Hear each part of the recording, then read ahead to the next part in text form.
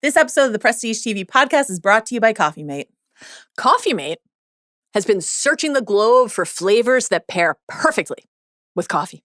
So when they heard that the new season of HBO's The White Lotus was set in Thailand, they were inspired to brew up 2 new flavors, Thai iced coffee and pina colada flavored creamers. They're available for a short time only. So for the love of coffee, go try them now.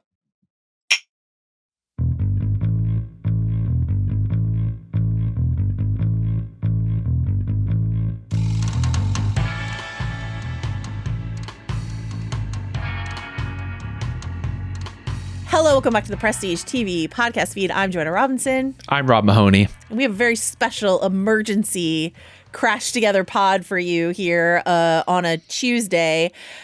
We're here to talk to you about a Netflix series that dropped over the weekend, Adolescence. 4 episodes, 4 one-hour episodes dropped over the weekend. We're going to talk to you about the show. We're going to, at the top of this episode, if you haven't seen Adolescence, but we know some of you sickos click on these episodes and listen to them even though you haven't seen the thing. So if you haven't seen it, at the top we're going to talk about what it is and whether or not Rob and I recommend that you watch it. And then we'll get in, and then maybe you decide to press pause, go watch it, come back and listen for more. We're going to do all that very quickly. I want to mention that this is dropping on a Tuesday. Tomorrow, Wednesday, we will have not only our White Lotus episode 5 coverage, but Rob and I are doing a live Q&A at noon Pacific, lunchtime. We sure are. Will we be bobbing for pineapples live on air, Joe? Can you commit to that? No, but what if I brought some of the pineapple high chews that they have here at the office? Does that count? You're not even trying. The pineapple high chews are sneaky the best high chews. Okay. So listen, Severance, noon, pineapple, BYO pineapple. We're going to do a Severance Q&A. Live mailbag sort of situation. You can send questions in advance to where, Rob Mahoney? Coincidentally, to pineapplebobbing@gmail.com or, as always, to prestigetv@spotify.com. But also, we will be answering questions sort of live from the chat inside of this Q&A, which you can find on YouTube on the Ringer TV channel at noon on Wednesday. And then it also will just be there after that so that you can watch it later. But why not join us for lunch or, I don't know, a 3 p.m. snack if you're on the East Coast or other time zones. And then we will have our Severance finale pod up on Thursday night rather than the usual Friday morning. But then we will be doing another pod at the top of next week to sort of gather your reactions to the finale and our look aheads to the future. And we might have some extra bonus stuff on that episode as well. Joe, that's a lot of pods. That's a lot. Some stuff. That's some content for your feed. That's great.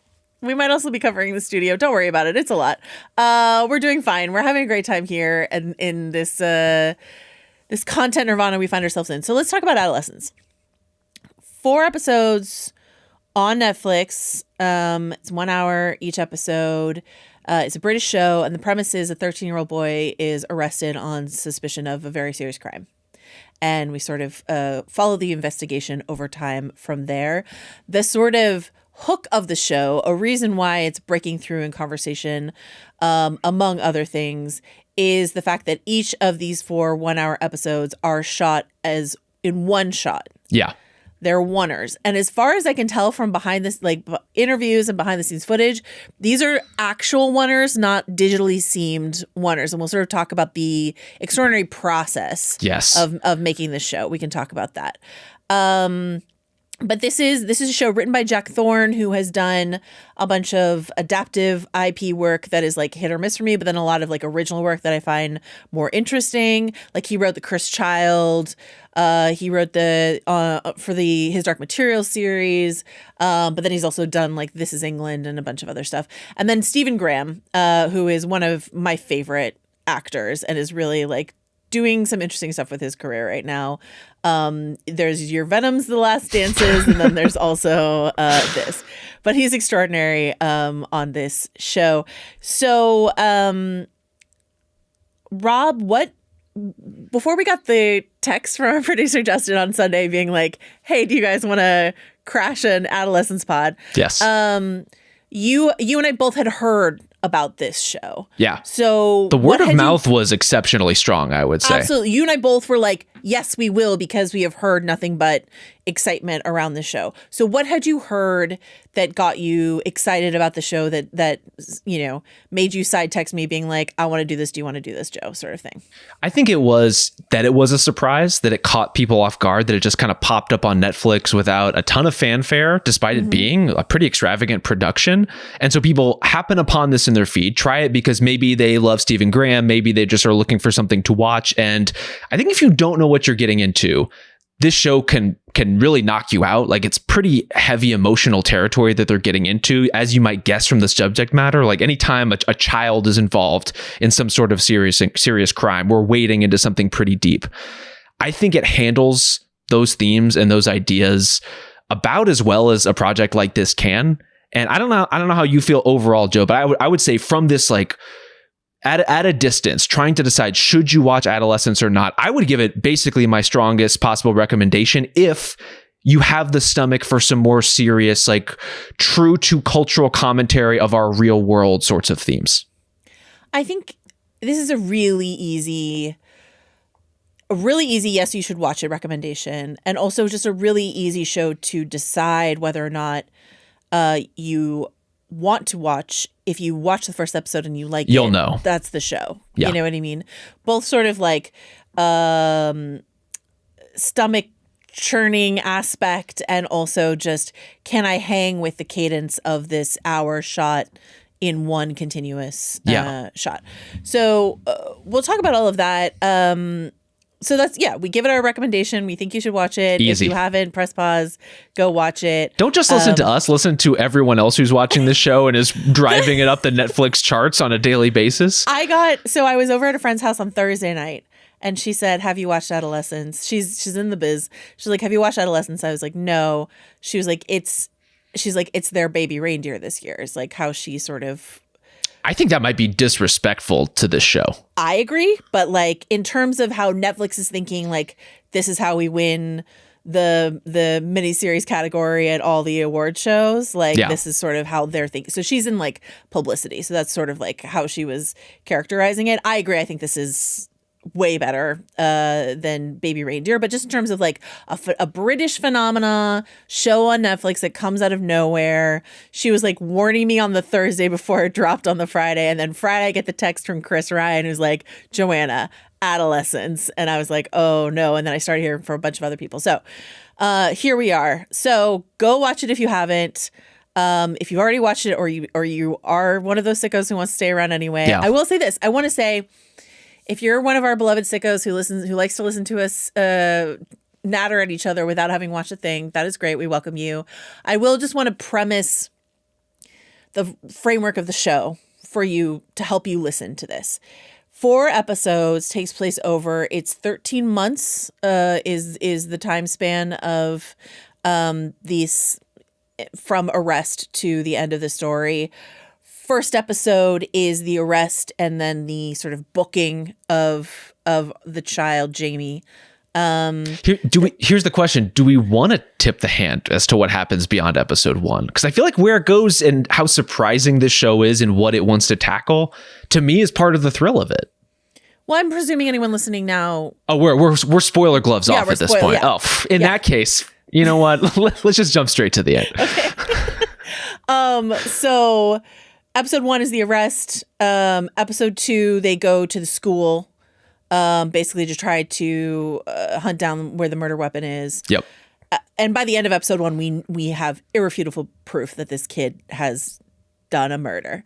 Episode 3 is essentially a 2-hander with this kid and a therapist who was sent in to evaluate him as part of the court case. That's, I think, 7 months later. So it's 7 months into the investigation. And then 13 months is the final episode, and that is the boy's family and how everything is sort of impacting them about a year later. Is sort of where we leave things.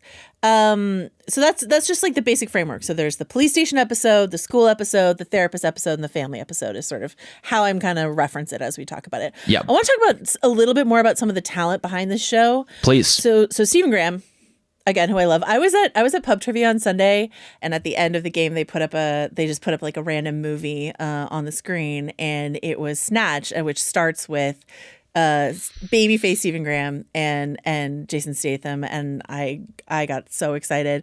I know Stephen Graham, I think best. I think the role that he did that made the biggest impression on me was I was a big Boardwalk Empire fan. He played Al Capone on that, and I think I didn't connect him to some of his work that he had done with a UK accent, and it was one of those, that actor is an American moment. It's sort of how I remember coming to Stephen Graham. But I'm a huge fan of his.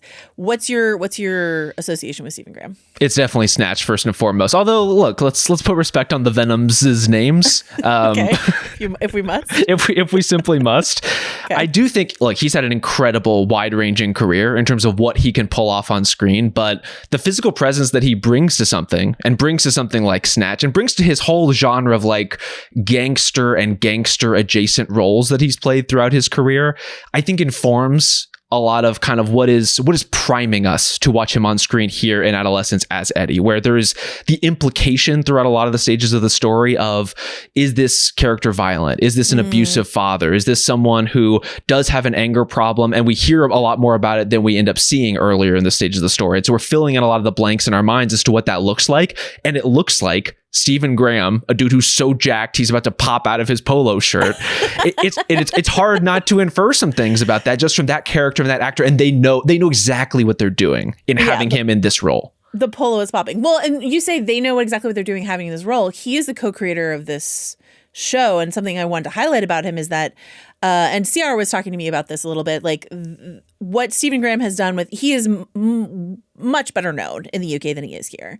He has like an OBE, like he is a fixture in UK film and television, and what he has done, and this is CR's point, sort of like with his fame and his juice, I would say, in the last few years. In 2020, he and his wife, who's also an actress and a producer, Hannah Walters, co-founded a production company. And so they've been making projects alongside your Venomses and your other things. And he's sort of started to amass a kind of stable of actors, like Ashley Walters, who plays the lead detective in this, and Aaron Doherty, who plays the therapist in this, were in 1,000 Blows, this like period boxer project that he did also this year with his wife. So, and then the director of we are complaining about recording multiple podcasts. And Stephen Graham is just like, multiple extravagant productions in one calendar year. No big. Exactly. The director, Philip Barantini, who directed all the episodes, is best known for directing a film called Boiling Point, which is a oneer. Yeah. It was based on a short film called Boiling Point, which was a oneer, and then they did a whole feature film, and then a TV series called Boiling Point. That is set in a kitchen. So that episode of The Bear, but make it longer and probably more agitating. But I think, collecting directors that he's worked with before, actors that he likes and works with before. I was watching an interview he gave where he was like, at this point in my career, I just like to surround myself with like people who are good at their jobs and pleasant on set. Yeah. And like, that's all I want to do now. And so then this is like a passion project of a kind for him. And it was inspired by him, the actor Stephen Graham. It's inspired twofold. One, it's inspired by him, the actor Stephen Graham, having seen a couple news stories about young men doing horrible crimes, violent murders. And he was deeply troubled by that and thought that should be the subject of a show.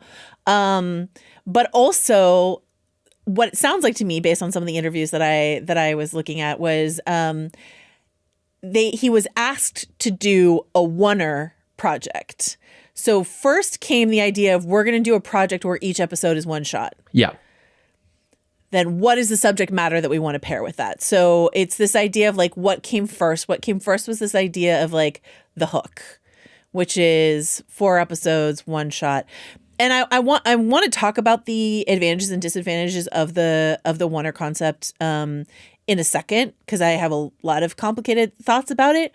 But I do think it's interesting in this Netflix content world, this idea that like a streamer comes to you and says, hey, what do you got that you can turn into a project where each episode is a one shot. Yeah. It's a content conduit towards storytelling and art. I'm Yes. not mad about it necessarily. It's very pragmatic and practical, but I thought that was sort of an interesting element of how this was put together. I think there's a lot of ways where that could have gone horribly wrong, coloring in the lines that Netflix provides you as far as that kind of structure. This construction, and I don't feel this way about a lot of one-shot stuff, which usually can be overly showy, pointless just for the point of extravagance and the point of kind of showing off the cinematography with no actual narrative value. I think the one-shot construction for Adolescence specifically brings a lot to the table in terms of the story that they're trying to tell and the impact of how it ultimately hits. There's a couple of different ways in which I think it really, really pays off. And as you said, we can kind of circle back to some of that stuff. But if they were filling a brief, I think mission incredibly accomplished as far as that goes. And I think it was really smart to keep it to like 4 episodes. Yes. It's not a novel idea for the British model to have a 4-episode series, but it is unusual in American television, of course. And I will say this too, if you've already watched the show and you haven't seen any of the behind the scenes featurettes and footage as far as how they made it, it's remarkable to go back and watch and to read about the process where basically it was like a 3-week segment into every episode. Week 1 being a rehearsal among just the actors. Week 2 being a rehearsal with the cameras involved, which you have to understand, like are dancing around and moving through people and out windows in a really kinetic way, have to be marked out, have to be staged in their way. And then week 3 is filming 2 takes a day for 5 days. And so the idea that given the emotional heft of not just like what these actors have to execute in terms of hitting their marks and the very delicate staging and everything interlocking in such an integral way to the story you're trying to tell, but also deliver the biggest emotional moment in minute 40 of a take is just a ridiculous ask of this cast. And the fact that everyone is so game for it and so good at it, look, Stephen Graham has found a hell of a troupe. If this is his troupe, I think he needs to look no further. I mean, especially since the biggest burden is on this actor Owen Cooper, who's God, this kid who is incredible in the show, and a couple other kids too. Like, that there's like several young performers who are asked to do some really heavy lifting emotionally in these episodes. The idea that if you fuck up a line and your beautiful reaction you gave. So those behind the scenes sort of featurettes are incredible to watch.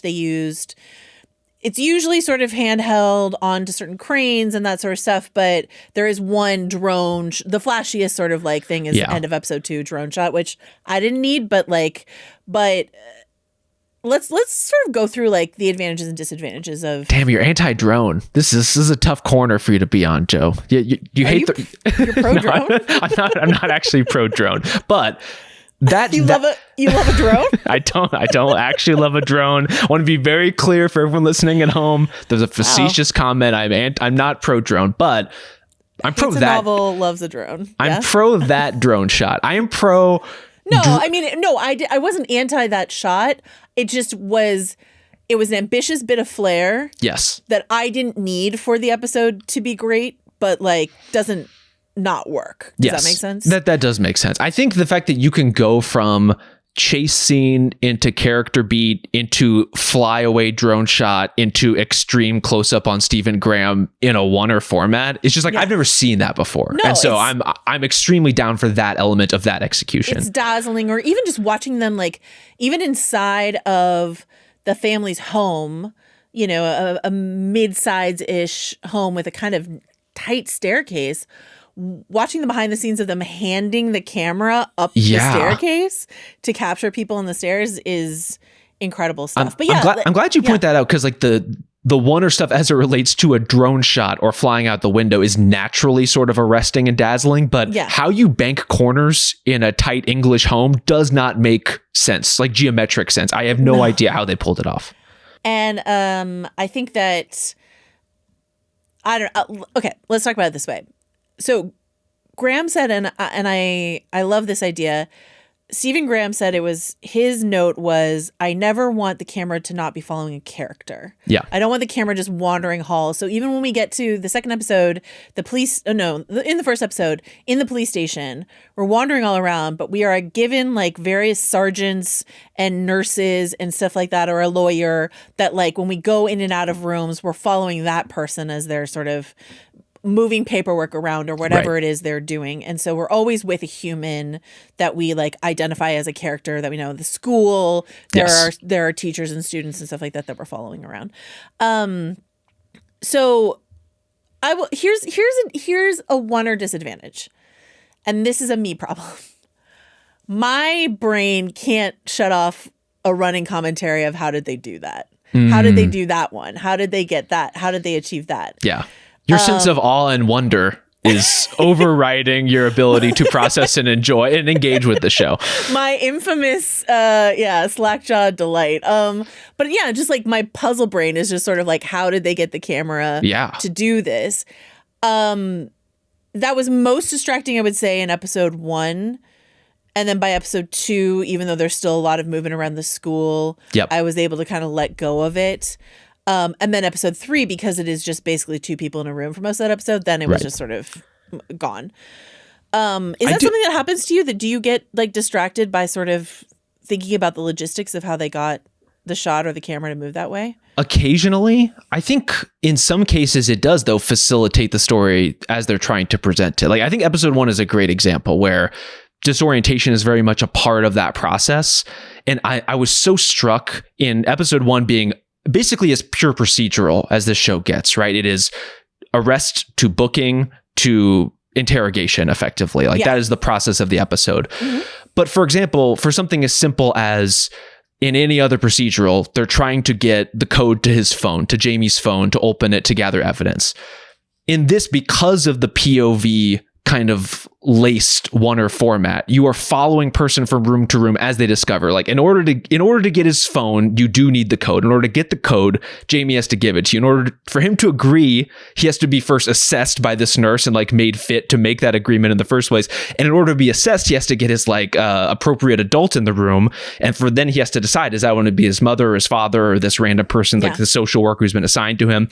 And so you see all of these like very complex systems locking into one another. And one thing I thought that Chris and Andy pointed out on the watch that I thought was a great observation about this is you're seeing people at different levels of exposure and like emotional vulnerability all throughout this process, right? You have the family that's in a state of complete shock in this elaborate system, bumping up against all of these professionals who are mostly trying to do their job competently and I would say for the most part quite compassionately given the circumstances. And not only that, and this is something I do want to come back to, but like rewatching that episode, because you watch that whole episode, you're pretty sure this kid did it because of, I don't know, the thumbnail art on the Netflix splash page, but also just sort of like, what are we doing here if this kid didn't do it? See, I wasn't that sure until the end of episode 1. Okay. So that's what they're trying to go for. And like, I would say when you rewatch it, knowing that those 2 cops already have seen this video. Yep. Or, you know, the nurse might even, you know, like who knows who all these people who are, the lawyer certainly, and he says this at some point, he's like, they wouldn't have entered your home in that manner and done on this unless they had really compelling evidence. Yes. So he is like very ready for that video to be, you know, part of this interrogation. He even tries to preempt it and like take a break right before they're about to jump into it. He knows what's coming, right? And whereas the father is blindsided by it. But I think that like thinking about those 2 cops who we meet at the beginning and their very normal everyday conversation that they have going into this, but knowing that they're in for a horrible day because they and have been, because this murder happened the night before, so they've been probably like, you know, they've been working all night. Totally. Or the nurse saying, I think something like, I hate a juvenile case, me. You know what I mean? Like, she knows she's being nice, but nice with this like bit of reserve to it of like, you wouldn't be here if there wasn't something seriously wrong going on here. Do you know what I mean? I was really struck by that overall in terms of the way that the working professionals and the cops and everyone in the station does talk to Jamie, as you say, knowing in some regard what he's done or what he's most likely done. And it's even under those circumstances, like Bascom is not trying to throw the book at him. He is telling him, when we get in there, you should ask for a solicitor. Like this is what's going to happen. You should ask for these things. These are not just reading his rights, but explaining him in a more delicate way, since he is a scared child, regardless of what he's done. And all the people who are assessing him, it's a lot of like, you're such a smart boy. You're such a good boy. It's a lot of mate and love. And I understand, and I'm sure like we're going to get into it as far as like the handling of that character and that character's place in this story. And I very much understand the reads on it. I think treating that character with a kind of compassion is a really interesting artistic choice. Yeah. And it's happening across the story.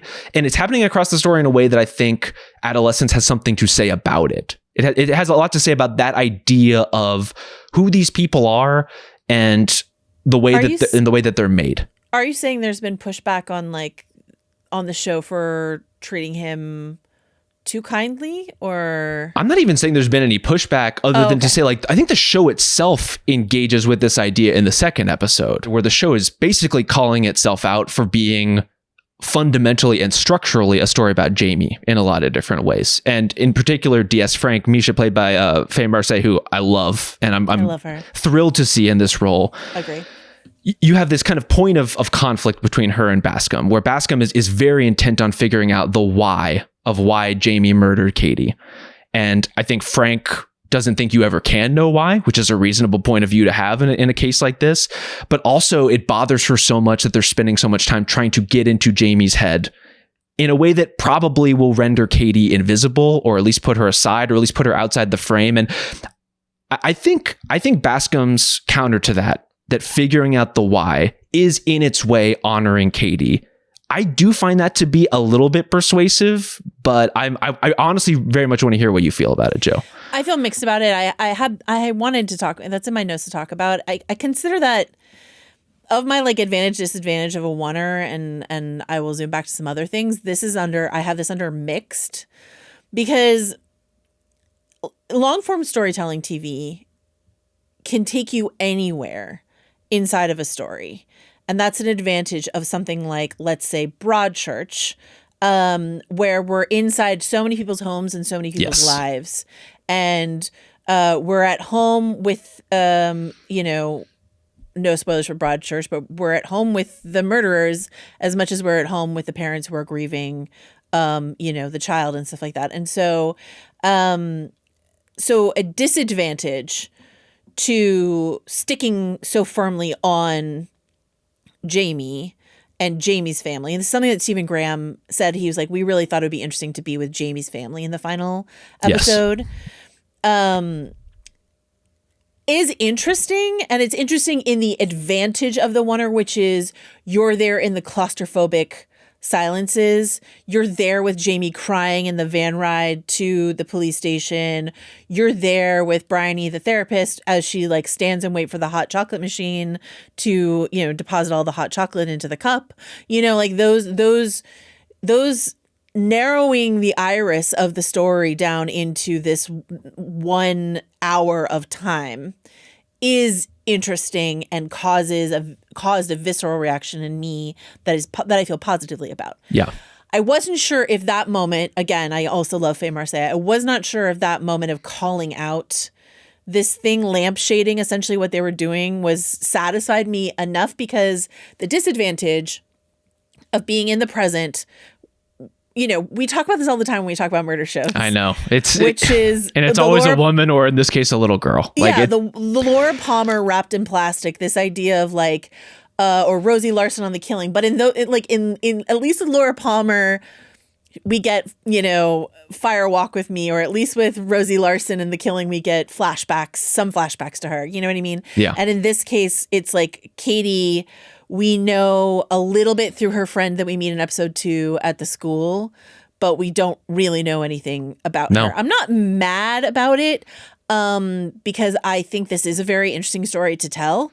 So I'm not like, it invalidates it to leave it out. I'm just not sure that lampshading it like gets them entirely off the hook for doing it. Do you know what I mean? I don't think it does either. And it's something that even as that conversation is happening in the moment, that was what took me out as much as anything. It's like, we have to have this talk about why the show is structured. Yes. Yeah, exactly. Why the show is structured the way it is, to the extent that I give it a little more leeway on that front. I think it's because this show is so deeply unsalacious. Like it is so uninterested in the glamorization of murder, or in this like ripped from the headlines sort of intrigue, and so much more interested in the structural factors that lead to things like this. And really the way that not just Jamie is a kid who has gone so far astray and has so many clear, terrifying problems, but the way that like we as a society have failed kids, and we have failed their ability to be raised in a normal format and to be able to function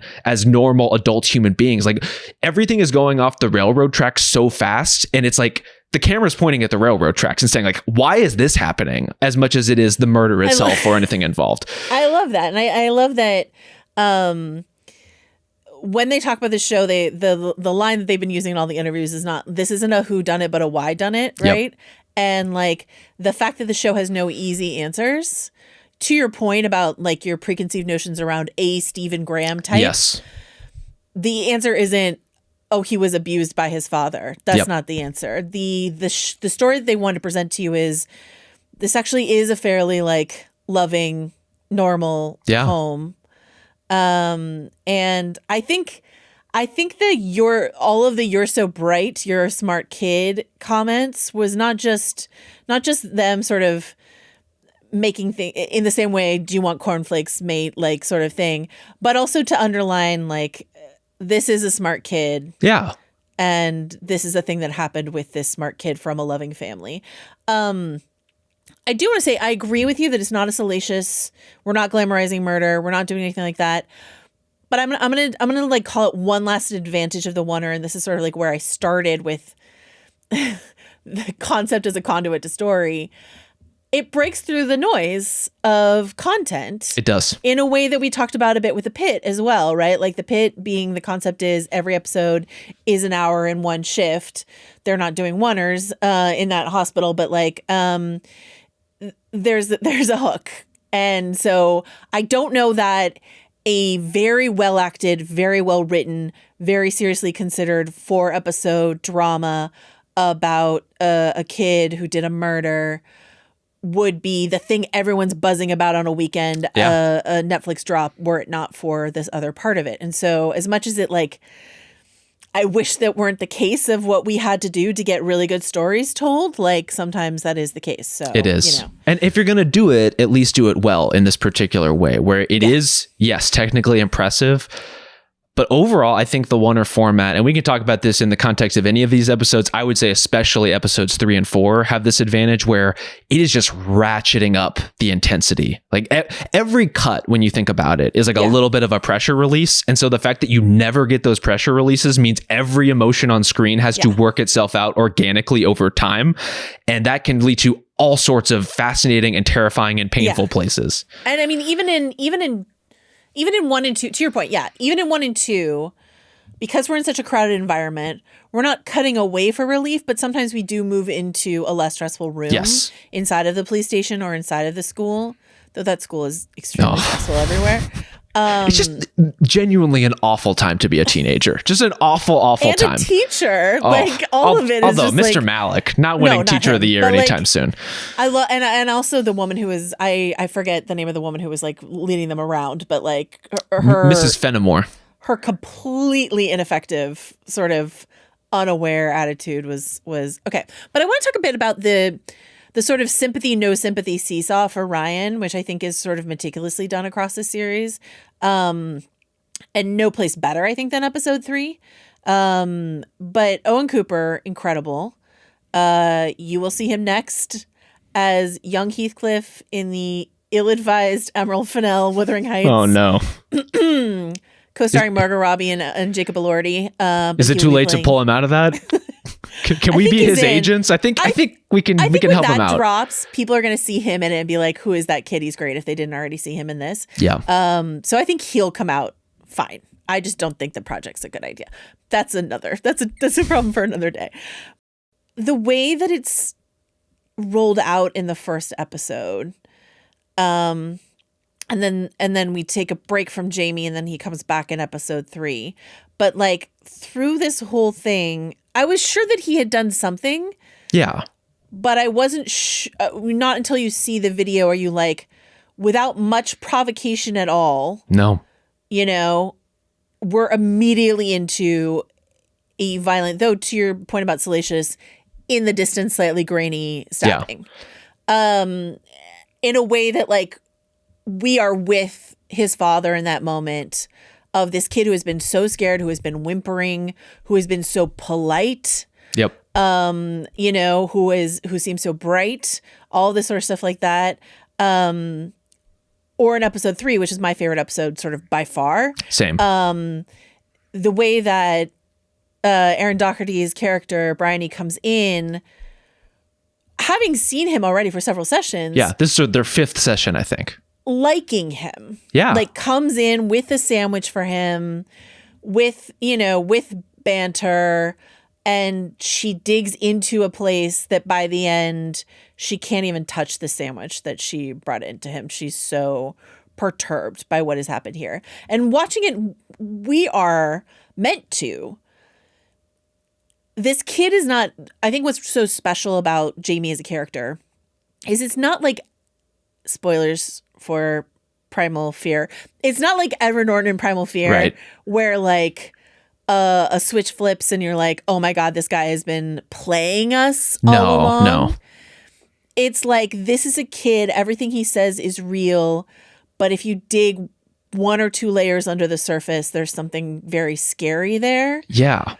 But not disconnected from the nice kid that you are like, feels so bad that he thinks he's the ugliest kid in class or this, that, or the other thing. You know what I mean? I think I agree with you on episode 3 overall being sort of the standout, which is really saying something given the other 3 episodes, which I think are tremendous in their own way. But the sort of experience of watching this show pitting your brain against itself, where we have seen on tape that he stabbed this girl. And like, we know it. It's not something a character said. It's not a little thing to put out there that they're going to swerve. And it turns out he's not actually the killer and the tape was doctored or whatever. It's like, he is the killer. And yet you can't help, at least I could not help, but be charmed by him at certain points and to see him as that kid. And it's just like, it is impeccable acting. It is jackpot casting. It's really threading the needle in finding someone who can be both the kid who pisses himself when the police show up in like whimpering in his bed and also lording over this therapist who's come to talk to him and evaluate him and to be not just angry, but like it calculatedly intimidating. Like there are moments where I agree with you. It's not a flip switch. It's not a switch flip, but ultimately, he'll have his freak out moments that are kind of pure anger or pure frustration or him like getting out some kind of boyish young energy and anger. And then when he comes back from them, there is something there that is so dark. And it is so like him seizing control of that room and him trying to seize control of their dynamic, his dynamic with yet another woman in his life that he wants so desperately to like him. And yet he can't get her to admit it in some cases because like professionally, she simply cannot. Yeah. Ugh. That episode 3, very little happens outside of the room except for this like guy at the facility sort of hitting on her, question mark? Is that what's happening? At least kind of chatting her up. Yeah, chatting her up a bit in a way that like is all in the mix of the larger conversation of the show. But I was struck by some of the just like tiny pieces of language. And again, Jack Thorne has been like a hit or miss writer for me, but some of the tiny pieces of language inside of that episode when he says in one of his freak outs, your little head. Yeah. Right. And then when he says, when she waves off the guard and he's like, oh, like a queen. Right. There is this like misogynistic language that is not like all women are sluts or what. It's not big and obvious. Yes. It's little and caked into the very marrow of who of who this kid has become Yeah. due to the environment that he has sort of found himself in. And I think that I think also the kid curiosity, because there's Jamie, who was our perpetrator. There's his friend Ryan, who gave him the knife. And he and Ryan have these sort of echo moments of their Jamie with Bryony and Ryan with Bascom both have this moment where Ryan goes, "You were popular, right?" Yeah. He's kind of he fixates it on it really quickly. "You were popular, right?" And to Bryony, Jamie goes, "Oh, you're posh." And so there's this way in which they're identifying these adults as there's no way you can understand who I am. Yeah. Because you were popular, or you're pretty and posh, and you can't understand my plight. And I'm not even going to give you the opportunity to make this connection with me, that I thought was really stunning and telling. I think the way that Jamie locks on to, those sorts of associations, who can understand him and who can't, how people communicate with him. He's so enamored with this idea of oh, that's not what normal people say. When I say that I'm ugly, you're supposed to reassure me. When I say that girls would never be interested in me, you're supposed to tell me, of course, that's not true. Right. And her unwillingness to participate in that is some of what stokes all of the intensity in that scene, and what brings out some of the language you're talking about, the queen and the little head. And even when he's describing, what kind of preempts him murdering Katie is some nude photos of her leak out among the school from Snapchat. And he decides that he wants to take a pass at her in this moment, that she has been embarrassed enough socially. Exactly. That he says she's weak, and that therefore she might be more susceptible to his advances. And that idea, just putting it in that way, we hear it reiterated over and over again in episode 3, that it's not about what happened, it's about what he thinks. It's about, it's not what is true, it's how he's thinking about things. And one area in which this show, which very much wants to be a show about masculinity and a story about how these boys become these boys, and how they become the kind of person that would murder a girl. Yeah. It engages very openly in some of the factors that facilitate that, right? Their depth online and what they're exposed to on the internet, what they're exposed to in these schools. We get explicit Andrew Tate name checks, kind of manosphere mentions overall. I thought it was really interesting that they choose to make Jamie not someone who follows all that stuff credulously, but someone who has looked at it and said, some of this isn't really for me, but also ends up parroting other bits of it almost subconsciously, accepting it regardless of whether he thinks he's doing it or not. I thought that's such a great choice that makes it honestly so much more fucking terrifying. The nuance of episode 3 of him saying it's fucked up that someone shared these photos of her. Yes. But also it put her in a weak position, so I thought that maybe she would go out with me. Yeah. To the point where after his final freak out in episode 3, to the point where when we get to episode 4 and we're considering it came to me the moment when he's on the phone. He calls his dad. It's his dad's 50th birthday. He calls his dad, and his dad has him on speakerphone because his mom and his sister are in the car. And he's talking to him for a while, and then he's like, "Your mom and your sister are here." And he's like, "Oh, I thought I was just on the phone with you." And it made me go back to when he picks his adult, he picks his dad, and his mom is like, "Why didn't he pick me?" Or then later his dad is like, "It should have been you." But this idea that he's only my dad will understand me. And that's a human, that can be a human thing, but it also felt slightly gendered of I didn't know the women in my family were on this call. I thought I was just talking to my dad sort of thing. And that was it just slightly creeped me out in a way that and then I feel, at the same time, the show just threads the needle really well, because I really do feel for this kid. And when he draws a card for his dad and just sort of man, it had me Googling juvenile murder sentencing UK, what's the future totally for this kid, because he's done this horrific thing. And I'm still can we come back from this in some way? Is there a future of any kind for this kid? What do we do here? So I have to say, coming out of this, it makes me really feel for every parent out there who has a teenager or a near teenager who's having to deal with this, because I mean, one of the ideas that's kind of throughout Adolescence, I would say, especially in the back half, is this idea that his parents are reckoning with at the end in like, how did we make this monster effectively? And yet a monster that we are still claiming as our own. They're not disowning him. They're not pushing him away. Like, he is still their son. Mm-hmm. And one of the things they talk about is like, they thought he was safe because he was in his room. And this idea that the danger has transcended the boundaries of your home, that it is infiltrating, that there really is no way to keep it out other than to, try to be more present in their lives, to try to put them on these kind of more constructive paths. And I think that's where you get ultimately like the Bascom parallel with his son, Adam, who also is a kid at school who is bullied, who also is kind of a bit of a social outcast. We hear from the very first episode at the beginning is trying to get out of going to school. Right. Because he gets bullied all the time. And you see it in action. Like, you see the kids picking on him, and it sucks and it's terrible. And ultimately, there are a lot of kind of minor parallels between Bascom and Eddie, right? They're both like working men who have long hours, who come back late, who aren't as present in their kid's life as they may want to be. And yet Adam is on this one path and Jamie is on this other path. And it's such a fine line between them that like drawing up any specific causality would be a failure of judgment. It's so complex and it's so difficult to assess like why this happens to one kid and not the other. And I appreciate this show trying to at least wrestle with that idea. Yeah, I think ending episode 2 with Bascom connecting with his kid in a way that the show's not saying this will fix it, or like everything's fine now, but it's sort of like, I mean, it depends on how good the chips are. If the chips are great, then maybe we're on the road. A move in the right direction. Yes.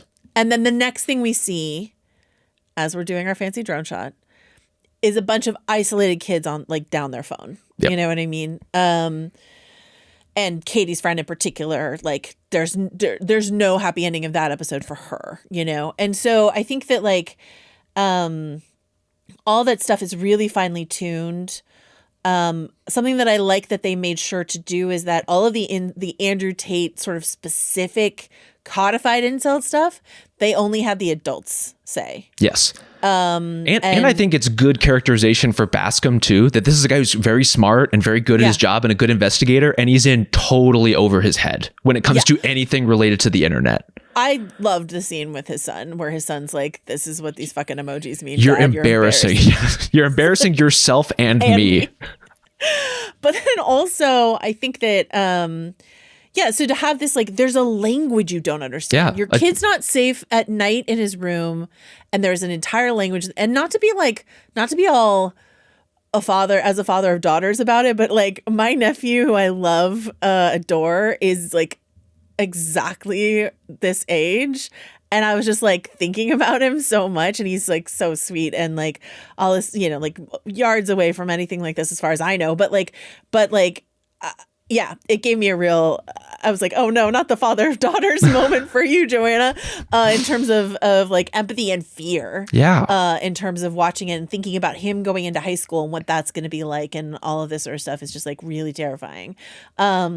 And they've been kids, I don't want to talk about them too much because I don't think my sister would want me to, but like they've been kids who have been raised without devices.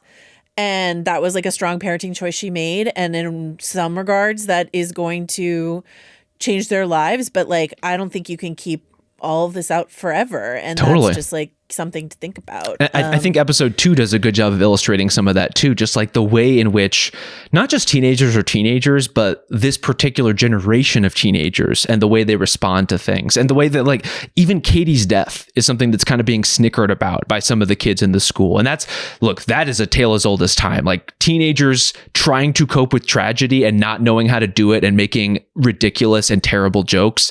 That's always been a thing. Yeah. But the ways in which some of the information, and ultimately some of the worldview that we're talking about that Jamie gets a hold of, or really gets a hold of him, that's stuff that can course through a school as fast as it can through comments on his Instagram, right? We don't come here to bury the pit in order to praise Adolescence. We love the pit. Still in the running for best show of the year for me so far. Love the pit. However, you and I were just sort of making fun of this line from the pit that Noah Wiley's character, Dr. Robbie, says, we are failing young men because we don't teach them how to express their emotions. We just tell them to man up, and then we let them get their lessons in manhood from toxic podcasts. Yep. It was just like a little obvious on the nose Tell moment. versus show, ultimately. And the Pit does so many things so well. So, like, again, I'm not here to, like, tear down the Pit, but I was just sort of like, what they thought they were doing with that line is like what this show is doing in a much, because it's the whole premise of this show, is in a much more complex way. Again, there are no clear answers to how did this happen, and there's no clear answer on how do we stop it. The show is not interested in solving this problem. The show is interested in just holding it up for you to look at and think about. Something I love also in terms of the writing process, in that like arduous 3-week sort of shooting of each episode process, is that they let the kids rewrite some of the lines. Yeah. Because they're like, you know, we're men in our 50s, and like, what do we know about the way in which like teenagers now are talking? And so I'm not a young teen, so but like, yeah, like, is this a show that's going to connect with young teens? You know, I'm curious to know. I don't know. So. I suspect more so adults, and more so adults for sure. But like I think the effect that you described of if you are of a certain age, you immediately think to everyone you know who is in that tween to teen bracket, and how they may tangentially be involved in these sorts of worlds, whether they know it or like it or not. Yeah. That's something that's, I think, so much easier to do as an adult looking down in age versus for teens looking across themselves. Definitely. But I do remember being a kid, and I remember there are like TVs and shows you can watch where you're like, that's not how a human teen of talks. Course. And then there are shows you can watch where you're like My So-Called Life lingers because My So-Called Life really got it right in terms of the way in which actual teenagers talk. Versus, I mean, Dawson's Creek lingers for a different reason, but no human teen has ever said any of those words. So, like, if they got the way that the kids talk right, there's a better chance that a teen could watch this and say, you know, not scoff at like of these course older men trying to tackle the problem of adolescence in the modern world. Anything else you want to say about the show, Rob Mahoney? I want to say one. I want to clear out one final moment for episode 4 in particular. And I will say, like, to me, the biggest payoff of the Oner style, a lot of it is in episode 3. I think that's an incredible piece of work. But what we get from Stephen Graham and Christine Tremarco in episode 4, and as they are processing as parents, and they've been through a day that I imagine is like many of their days where they try to pretend some things are normal and everything just comes crashing down. Like, the idea of normalcy is not available to these people at this time. And the way it becomes fractured, and the way that they start falling apart, and the way that they start diagnosing and questioning, like, was it this thing that I did? Was it my temper that led him down this particular path? I think is just a remarkable piece of acting, among other things. And in particular, Stephen Graham and his character Eddie going into Jamie's room at the end of the finale. Holy fuck. I mean, just sitting on his son's bed, tucking in his teddy bear, sobbing and apologizing to his son that can't be there. It just fucking laid me out, man. And I think the power of this show is, if I ever listen to the song that is playing during that sequence for the rest of my life, that's Aurora's Through the Eyes of a Child. Yeah. I'm just going to be wrecked, and it's going to take me right back to that moment. And it's like, for everything that we said about the Pit, like, to me, Adolescence, it also has its moments of like, let me say this part out loud really quickly before we move on. But then it lands it with this. And so that, to me, is why everything feels so different in the show, as far as messaging within television is concerned. I feel like we've had a real week talking about being TV criers, Rob. But like, Good I mean, Lord.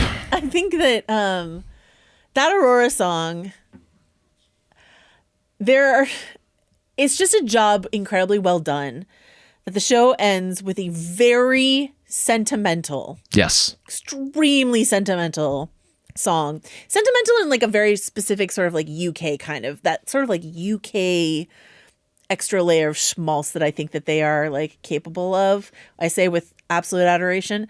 And this extreme performance from Stephen Graham. But like, what I love about that, and it all lands, and I am also laid out, but like, I'm the kind of person where like, if they hadn't done it right, that would feel all too much. Oh, me, yeah. You know what I mean? Well, especially when he is crying over the murderer of a teenage girl. Yes. And so to me, it's the magic of this show that Jamie in scenes can make you forget for a second that he's a murderer, and that his parents can make you forget that what you are feeling and what you're crying about and what you're experiencing is sympathy and pity and regret over, if not a murderer, then the tragedy that made this kid a murderer. And that's like a wider societal tragedy as much as anything. But I think going back and sort of rewatching episode 1, and I didn't watch it all back through, but I like sort of spot watched some things, and like I remembered registering this at the time that Stephen Graham, he's giving a like, they break into the home, he's like, what are you doing? You know, this is my home, you're wrecking the place, all this sort of stuff like this. But he is like often quite contained and stoic in that episode, and until the end, obviously. But I remember watching it and I'm like, they're giving us this because I know he has to go somewhere, you know? So they're starting us here so that Stephen Graham, who's like, every cut to his face, I was like captivated by. I just think he's incredible in this.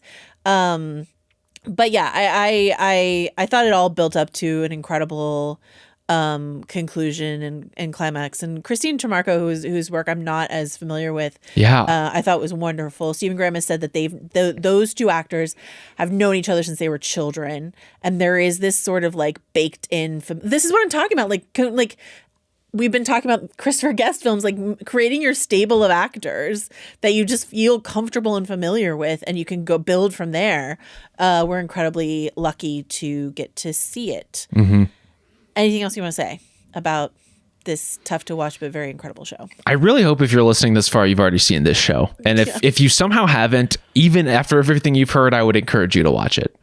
Yeah. Thank you to Justin Sales. Thank you to John Richter. Thank you to Donnie Beecham. And we will be back for Severance, more White Lotus, and all other kinds of things here on the Prestige feed. And we'll see you soon. Bye.